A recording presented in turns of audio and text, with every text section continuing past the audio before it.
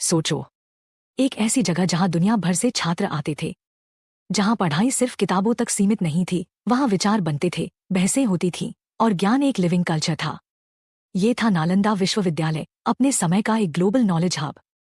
अब सवाल है, अगर नालंदा आज भी जिंदा होती तो क्या होता? तो सबसे पहले, नालंदा सिर्फ एक कॉलेज नहीं होती, वो एक इंटरनेशनल इंटेलेक्चुअल सिटी बन जाती। आज जैसे लोग हार्वर्ड, ऑक्सफोर्ड, मिट के लिए कॉम्पीट करते हैं, वैसे ही लोग नालंदा के लिए अप्लाई करते। एशिया, यूरोप, अमेरिका तक के रिसर्चर्स और स्टूडेंट्स यहाँ आने की कोशिश करते, क्योंकि नालंदा की रेप्यूटेशन सिर्फ डिग्री के लिए नहीं, सोच बदलने के लिए होती। नालंदा आज होती तो इंडिया का सबसे बड़ा एडवांटेज ये होता कि हमारे पास एजुकेशन का एक अलग मॉडल होता, जहाँ साइंस और फिलॉसफी अलग नहीं, साथ चलते। जहाँ लॉजिक, एथिक्स, साइकोलॉजी, भाषा, हिस्ट्री और मेडिटेशन जैसी चीजें इंटीग्रेटेड होती।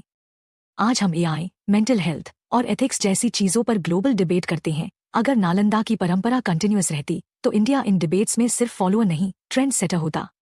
नालंदा की असली ताकत थी डिबेट कल्चर। यहाँ सिर्फ याद करके पास नहीं होते थे, यहाँ सवाल पूछे जाते थे, प्रमाण मांगे जाते थे और रीजनिंग को शार्पन किया जाता था। अगर ये कल्चर सदियों तक चलता रहता, तो इंडिया में critical thinking, evidence based learning और रिसर्च माइंडसेट बहुत पहले मेन स्ट्रीम बन जाता। इसका मतलब होता बेहतर साइंटिस्ट्स, बेहतर इकोनॉमिस्ट्स, बेहतर थिंकर्स और बेहतर पॉलिसी मेकर्स। और सबसे बड़ा असर होता नॉलेज इकोनॉमी पर। आज हम इनोवेशन की बात करते हैं, लेकिन इनोवेशन ओवरनाइट नहीं बनती, उसके पीछे सेंचुरीज की एकेडमिक कंटिन्यूटी होती है।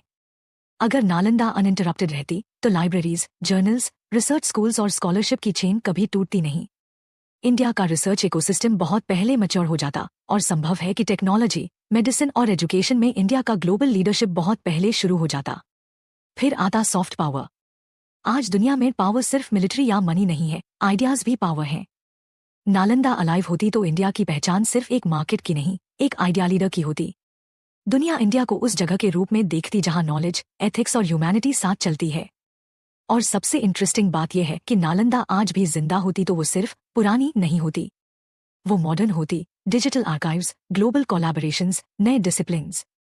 लेकिन उसका कोर वही रहता, ज्ञान, तर्क और मनुष्य को बेहतर बनाने वाली शिक्षा। तो अगर नालंदा आज भी जिंदा होती, तो शायद इंडिया की आइडेंटिटी जॉब सीकर नेशन की नहीं, बल्कि नॉलेज क्रिएटर सिविलाइजेशन की होती।